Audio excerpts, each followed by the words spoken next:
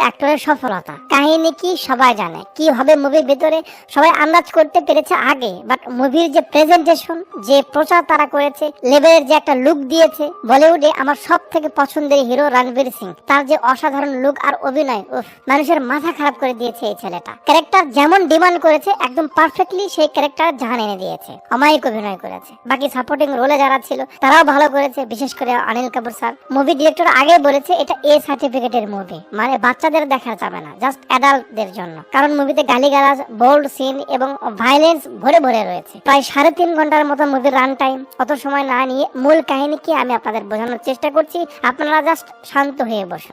কথা বলছিলাম 2023-এ মুক্তি পাওয়া অ্যাকশন ড্রামা হিন্দি মুভি নাম এনিমেল এর ব্যাপারে। মুভির কাহিনী দিল্লির অনেক বড় এবং প্রসিদ্ধ স্বস্তিক স্টিল কোম্পানির মালিক সিংহ পরিবারের 100তম জন্মদিনের সেলিব্রেশনে বেশ কিছু পাঞ্জাবি লোকদের দেখিয়ে সিন শুরু হয়। একটু পর তাদের বস আসছে আর বলছে, এমন কত জন্মদিন গেছে, বাবার সঙ্গে একটু 2 মিনিট বসে কথা বলবো, মজা করব, সেই সময় হয়নি। আমার বাবা বলতো, তোর ছেলে যখন তোর মতো হবে তখন বুঝবি। আমি বলেছি, বাবা আমি যখন তোমার মতো হয়নি তাহলে আমার ছেলে কেন আমার মতো হবে? বাবা কখনো আমার মনের কথা বোঝার চেষ্টাই করেনি, শোনার চেষ্টাই করেনি। কে এই লোক আর তার সঙ্গে বসা এই লোকগুলো কারা, সবকিছু পরে জানা যাবে। সবার মুড অফ দেখে বস একটা কাহিনী শোনাতে শুরু করে। সে বলে, এক জঙ্গলে এক রাজার মেয়ে গোসল করছিল, একটা বানর এসে তার সঙ্গে বেয়াদবি করতে থাকে। সে ছিল রাজকন্যা, রাজাকে গিয়ে বিচার দেয়। রাজা মন্ত্রীকে ডেকে সেই বানরকে শাস্তি দিতে বলে। মন্ত্রী গিয়ে বানরকে বলে, আবে তুই কি করেছিস? রাজার মেয়ে তো কান্না করছে, মানে বানর এমন করেছে।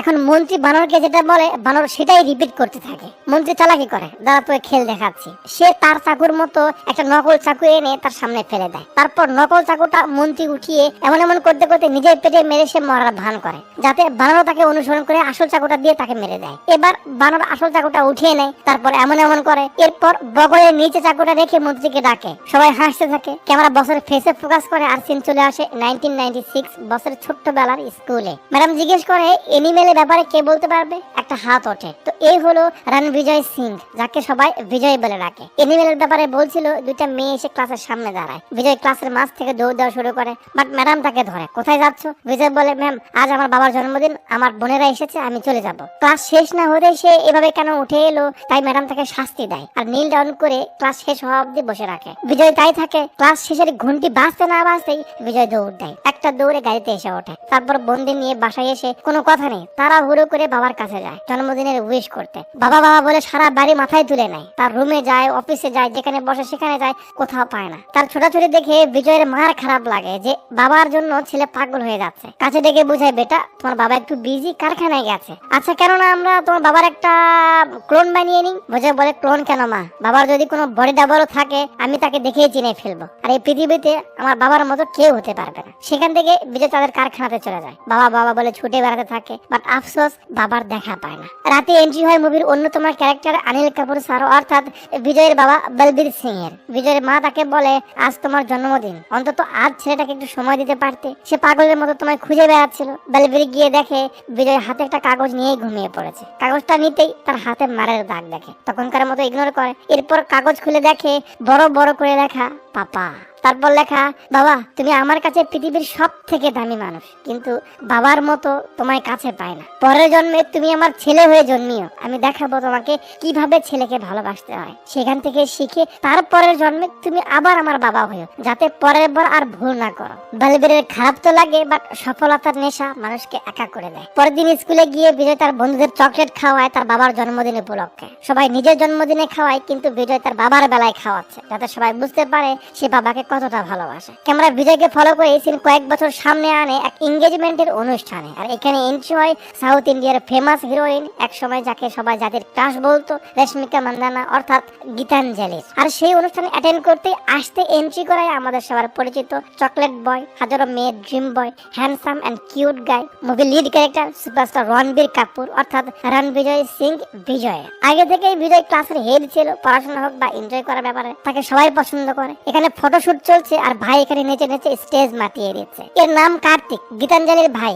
বিজয়ের ছোটবেলার বন্ধু। বিজয়কে ছবি উঠাতে সঙ্গে নিয়ে যাচ্ছে। এখানে বিজয় গীতাঞ্জলিকে দেখে হা করে চেয়ে থাকে। খুব কাছ থেকে তাকে দেখে কি যে হয়, সেখান থেকে ফিরে এখানে এসে স্কুল সং গাইতে শুরু করে। মানে স্কুলে যে গানটা প্রায় গাওয়া হতো, বাস গান দিদির কানে পড়লে সেও গাইতে গাইতে চলে আসে। বিজয়কে বলে, আরে ভাইয়া তুমি এখানে কবে এলে আমেরিকা থেকে? একদম বিদেশি লাগছে। যাক, গানটা শুনে স্কুলের কথা মনে পড়ে গেল। বিজয় গীতাকে ইশারা দিয়ে বলে, আর কিছুই মনে পড়লো না? শোন, তোর ভাইয়ের এতগুলো বন্ধুর মাঝে তোর দাদি আমাকে কেন ভাইয়া বলে ডাকতে বলেছিল তোকে? একটু ভেবে দেখেছিস? তুই কার্তিককে যেমন ফিল করিস আমাকে কি তেমন ফিল করিস? আমার বোন আছে, আমি জানি বোনের ফিলিংস কেমন হয়। ঢং করতে এসেছিস না? গীতা চলে যায়। অনুষ্ঠান শেষে গীতার ফিয়ান্সে চলে যায়। বিজয় এখানেই ছিল। সে গীতাকে জিজ্ঞেস করে সে কেন বিয়ে করছে। গীতা বলে ছেলে ভালো, সেটেলড, বাবা মার পছন্দ, তাই। বিজয় তাকে অনেক কিছু বোঝায়, যার সার মর্ম হলো সে বাছাই করে কেন বিয়ে করছে না, তার বাবা মার কথায় বা সেটেল দেখে কেন বিয়ে করছে। গীতার মাথায় কনফিউশন তৈরি করে দেয় যে সে তার মতো কাউকে ডিজার্ভ করে, সে আরো বেটার কাউকে ডিজার্ভ করে। গীতা রিয়েক্ট না করে চলে যায়। রাতে যখন সবাই ফিরে যাবে, বিজয় গীতার ভাই কার্তিককে সব খুলে বলে সে গীতাকে বিয়ে করতে চায়। কোনোভাবে কি এটা পসিবল? কার্তিক শুনে তো অবাক। আবে কি বলছিস? বিজয় বলে, ঠিকই বলছি বে, তুই জানিস না তাই আমি যখন ক্লাস 10 ছিলাম তখন ওকে প্রপোজ করেছিলাম। ও রাজিও হয়েছিল, কিন্তু বেশি দিন যায়নি। একদিন তোদের বাড়িতে আমাকে ইনভাইট করে, সেদিন তুই বাসায় ছিলি না। তোর মাসি জিজ্ঞেস করলে গীতা বলেছিল ভাইয়ের বন্ধু। তোর মাসি কি বলেছিল জানিস? ও ভাইয়ের বন্ধু, তাহলে তো তোরও ভাই। সে জোর করে গীতাকে দিয়ে আমাকে রাখি পরিয়েছে। ও সবার সামনে আমাকে ভাইয়া বলে, কিন্তু একা পেয়ে তো ঠিকই নাম ধরে ডাকে। তাদের আরেক ফ্রেন্ড বলে, হ্যাঁ ব্রো আমিও নোটিস করেছি। কার্তিক বলে, আবে সেটা আগে বলিস নি কেন? বিজয় বলে, আমি কি জানি তোরা এত তাড়াতাড়ি ওর বিয়ে ঠিক করে দিবি? আর আমাকেই তো বাবা রাগ করে বাইরে পাঠিয়েছিল। কার্তিক বলে, এখন ওকে রাজি হবে? বিজয় বলে, তুই ঝামেলা করবি না, বাস তাহলেই হবে। ওকে এমন মেডিসিন দিয়েছি দেখেছি ও ছুটে আসবে। আর শোন, কাল বাবার জন্মদিন আসবি কিন্তু মিস করিস না। সিন চলে আসে পরের দিন সকালে। এই যে দাদুকে দেখছেন ইনি হলেন বিজয়ের দাদা। লোকজন আসার আগে ফ্যামিলি ফটো উঠানো হবে। বিজয় বলে, বাবা আমরা 3 জন মিলে আগে একটা উঠাই। একটু পর বিজয়ের বড় দিদি রীত তার হাজবেন্ড প্রদীপ, যে শ্বশুরের পছন্দের জামাই, সঙ্গে তার ভাইকে নিয়ে আসে। এই বিজয়ের ছোট বোন রূপ, যে যা গিফট এনেছে বাবাকে দিচ্ছে। বিজয়কে বলে, কি রে তুই আমেরিকা থেকে কিছুই আনিসনি? বিজয় বলে, বাবা আমি চুল ছোট করেছি। কি বাবার জন্য চুল ছোট করেছিস, এটাই গিফট? আন্টি বলে, রূপ এটা একটা কমিটমেন্ট, তোরা বুঝবি না, অনেক স্পেশাল এটা। বালবি বলে, সুন্দর লাগছে বেটা, বাট লম্বা চুলেও তোকে সুন্দর দেখায়, স্যুট করে তোর সঙ্গে। বিজয় বলে, জি বাবা এবার বড় করবো। ও হ্যাঁ, দাদুর কোলে যে বাচ্চারা রয়েছে এরা রীতের ছেলে মেয়ে। বিজয় তার মাকে বলে, মা গ্রাম থেকে বড় দাদারা কেউ আসেনি? আন্টি বলে, রীতের বিয়েতে তো ইনভাইট করেছিলাম, কেউ এসেছিল?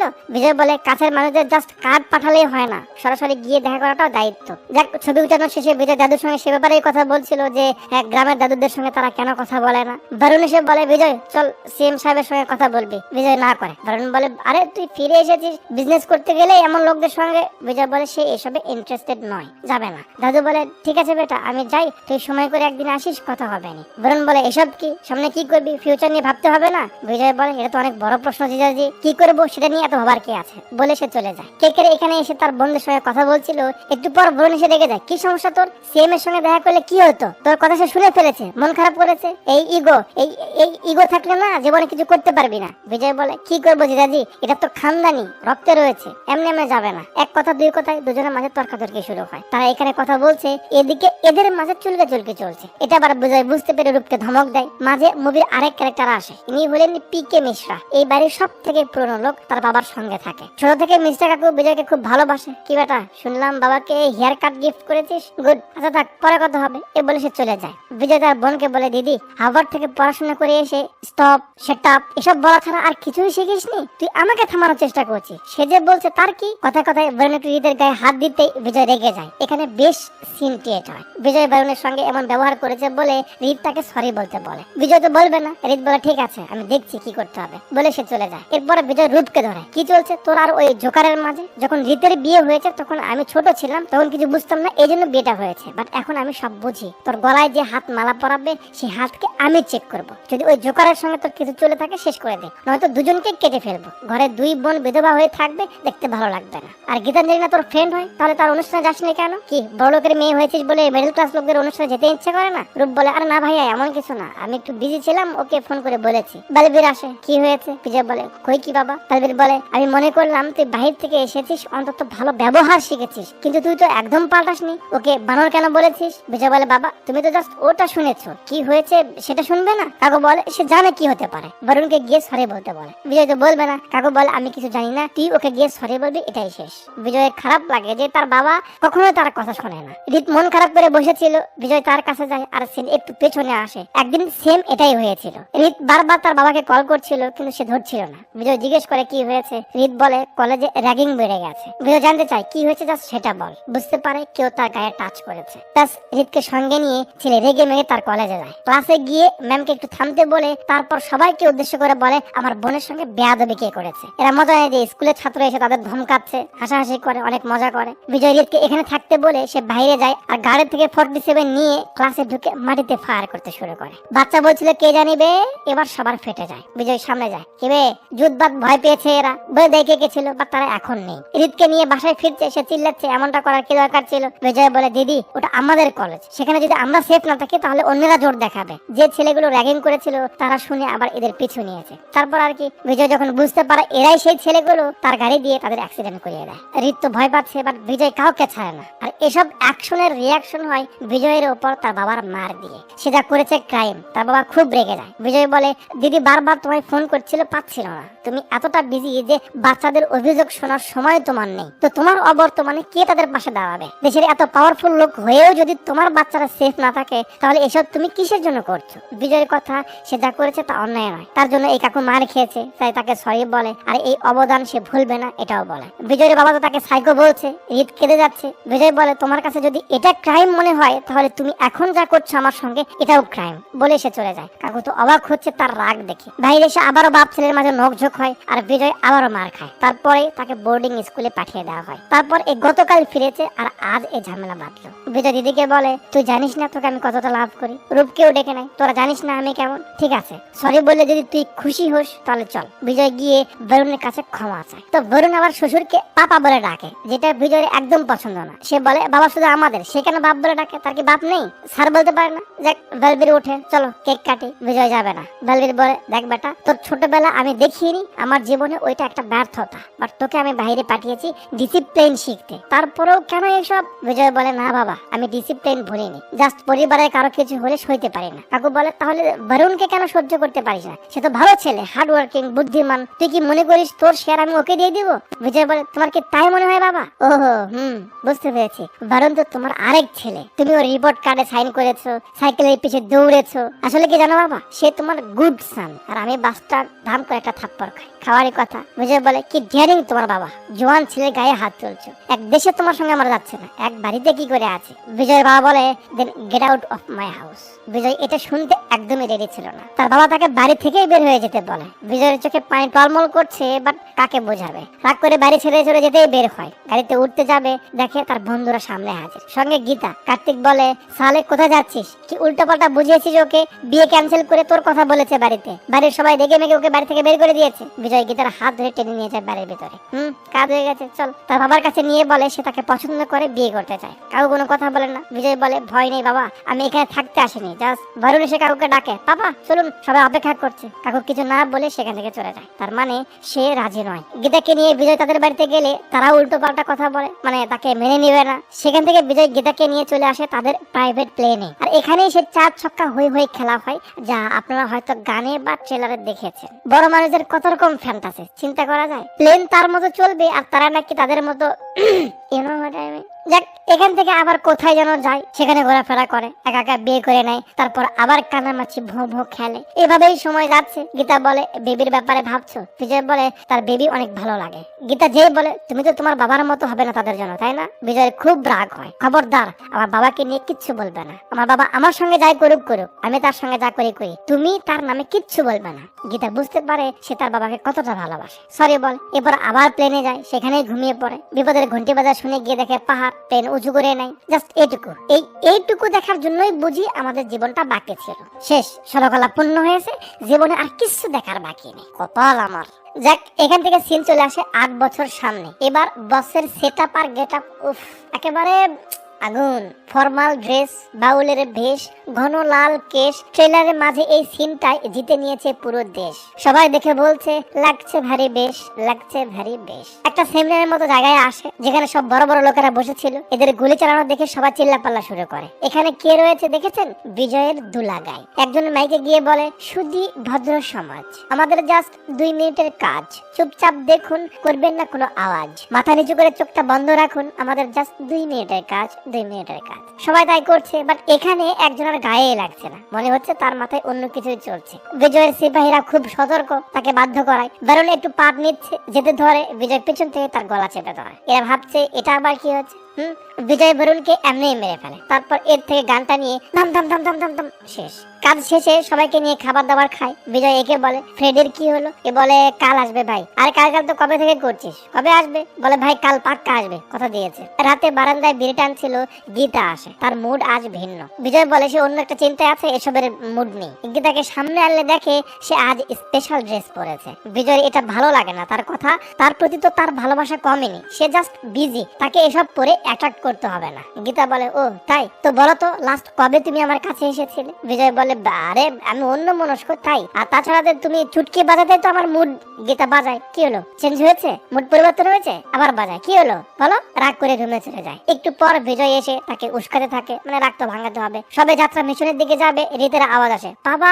বিজয় রুম থেকে আগে বের হয়ে আসে। কি হলো দিদি, কি হয়েছে? রীত বলে, বরুণের ফোন বন্ধ বলছে, সময় পার হয়ে যাচ্ছে, ও ফিরছে না। এক এক করে সবাই জেগে যায়। রূপা আসে, দিদি কি হলো? দিদির ছেলে বলে, মা এভাবে কান্না করছে কেন? বাবার কিছু হয়নি, ফিরে আসবে। বিজয় বলে, তোর ছেলের কনফিডেন্স দেখেছিস? দেখ কিছু হয়নি জিজাজির, কোথাও হয়ে গেছে, যা যা সবাই যা। সবাই শান্ত হলে উপরে এসে গীতা আবারও বিজয়ের উপর রেগে যায় যে আমরা কত খুশি ছিলাম ইউএসএ, কি হচ্ছে এখানে এসব, আমরা কেন এলাম এখানে? এই যে মাঝে 8 বছর পার হলো, এবার দেখুন কি হয়েছিল। তো বিজয় বিয়ের পর তো গীতাকে নিয়ে ইউএসএ চলে যায়, সেখানেই সেটেলড হয়ে যায়। তার 8 বছর পর বিজয়ের বাবার উপর হামলা হয়। সেই খবর শুনে তারা দেশে ফিরে আসে। নিউজে বলে স্কুল ড্রেসে পরা দুটো ছেলে এসে তাকে গুলি করে গেছে, 2টা বুলেট লেগেছে, সে হসপিটালে রয়েছে। বরুণ প্রেসকে সামলাচ্ছে, তার লোক বলে বিজয় এসেছে। বিজয় বউ বাচ্চাকে সঙ্গে নিয়ে হসপিটালে এসেছে বাবাকে দেখতে, বাট বরুণ তার সামনে এসে দাঁড়ায়। ও সালে সাহেব এত বছর পর ফিরে এলো তাহলে? বাবা ঠিক আছে, বাট এখন দেখা করা যাবে না, ডক্টররা কথা বলছে, বড় বড় ভিআইপিস অপেক্ষা করছে, চল নিচে গিয়ে ওয়েট কর। বিজয় তো রক্ত টকবক করছে, বাট এখানে কোনো সিন ক্রিয়েট করে না,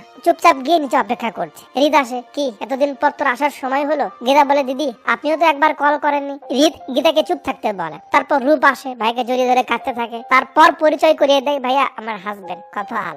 এ বোনের বিয়েও সে দিতে পারলো না। হাই হ্যালো হয়, জামাই বলে, ভাই চিন্তা করবেন না স্যার, ঠিক আছে। বিজয়ের ভালো লাগে, এ পাপা বলেনি স্যার বলেছে। বিজয়ের একটাই কথা, এত বড় একজন বিজনেসম্যানের উপর হামলা, এটা নিশ্চয়ই বাইরের কেউ করায়নি, ভিতরে কেউ এর মাঝে রয়েছে, বাট এরা কিছু জানে না। কারখানার লেবাররাও টেনশনে রয়েছে, কি হয় না হয়। তাদের মাঝেই বিজয় বসেছিল।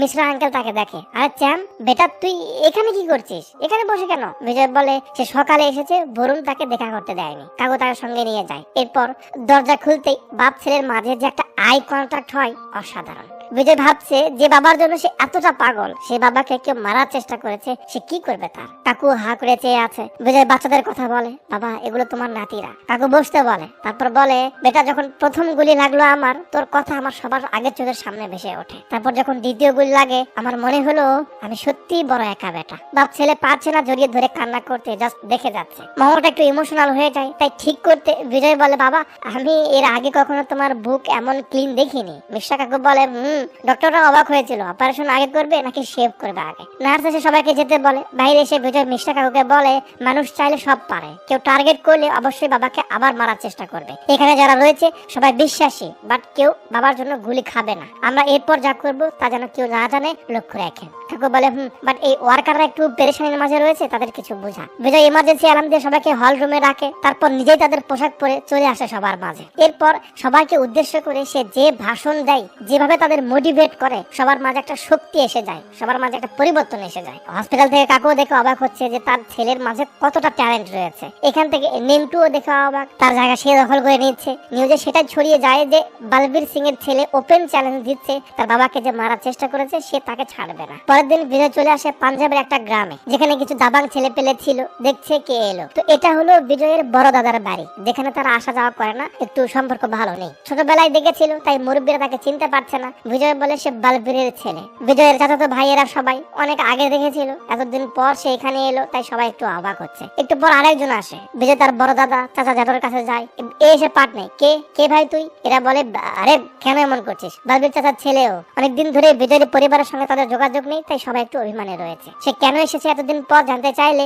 বিজয় বলে আমার বাবার উপর গুলি চলেছে, আর যাই হোক সে আমার বাবা, আমি তার এমন অবস্থা কি করে দেখতে পাই? আমার বাবা চাইলে দুনিয়ার যে কোনো মানুষের সঙ্গে মুহূর্তে যোগাযোগ করতে পারে, বাট আপনজনের সঙ্গে যোগাযোগ করার সময় তার নেই। আমি তার পক্ষ থেকে ক্ষমা চাইছি তোমাদের কাছে। আমাদের লোকের অভাব নেই, কিন্তু আপনজনের মতো করে কেউ পাশে থাকবে না। আমি আমার ভাইদের হৌসলা, সাহস আর ভালোবাসা নিতে এসেছি, আপনারা ছাড়া আমার তো আর চাওয়ার কোনো লোক নেই, তাই এসেছি। কি আর করার, এইভাবে বললে কি আর অভিমান থাকে? বিজয় সবাইকে নিয়ে যাবে বলেই কিন্তু সঙ্গে গাড়ি এনেছে, ব্যাস সবাইকে সঙ্গে নিয়ে চলে যায়। বাসায় এসে যখন সবাই বিজয়ের বাবাকে প্রণাম করছিল, কাকু তো অবাক, সঙ্গে দারুণ অবাক, কিছু বুঝতে পারছে না কি হলো, এরা কারা। বিজয়ের বাবা বিজয়ের দিকে চেয়ে থাকে তার কাণ্ড দেখে। বিজয় বলে এরপর তোমার গায়ে একটা আঁচড় পড়লে পুরো দুনিয়া জ্বালিয়ে দিব বাবা। এখানে তো গায়ের লোম দাঁড়িয়ে যায়। কাকু অবাক হচ্ছে ছেলের ভালোবাসা দেখে। পরের দিন সকালে বরুণের গাড়ি আর ভিতরে যেতে দেওয়া হয় না, সে রেগে যায়, আবে গেট খোল, আমি এই ফ্যামিলির। বাল্লু বলে ফ্যামিলির মানে কি? তোর আধার কার্ডে কি বাবার নাম বলবীর সিং দেওয়া আছে?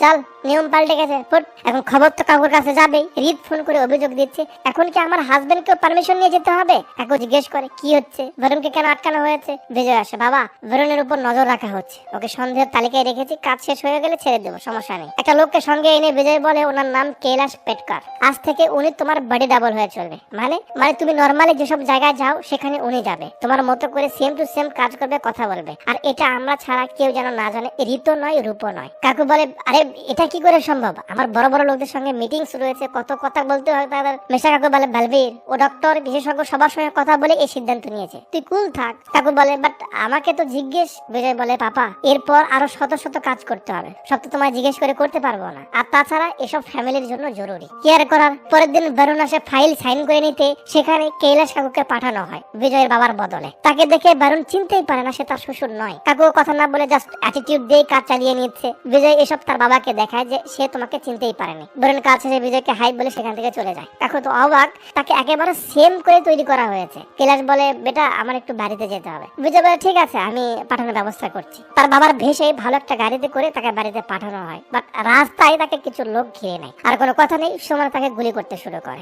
চিনে নাকি নাম আসরার হক, কে কি করে পরে জানা যাবে। এত গুলি করেও কাজ হচ্ছিল না, ড্রাইভার নেমে যায়, সে গেট লাগিয়ে দেয়, শুট চলছে, তারপরেও কাজ হচ্ছে না। এরা কি করে গাড়ির সামনে গ্লাস খুলে ফেলে। আসরার উপরে ওঠে, কাকু রিকোয়েস্ট করে, সে আসরার তার কথা না শুনে সমানে গুলি করে। যেভাবে মারে তাকে মনে হচ্ছিল আসরারের অনেক পুরনো একটু রাগ ছিল। খবর তো ছড়িয়ে যাবে, এত বড় লোক মারা গেছে। বিজয় আসে, লোকজন সবাই মনে করেছে বালবীর মারা গেছে। বডি বিজয়দের বাড়িতে আনা হয়। রিত আর বরুণ কাঁদতে কাঁদতে আসে, মনে করেছে তার বাবা মারা গেছে, বাট এখানে বরুণের চোখ বড় হয়ে যায়। সরি গাইস, কপিরাইট ইস্যুর জন্য না চাইতেও ভিডিওটাকে 2 খণ্ডে ভাগ করতে হচ্ছে।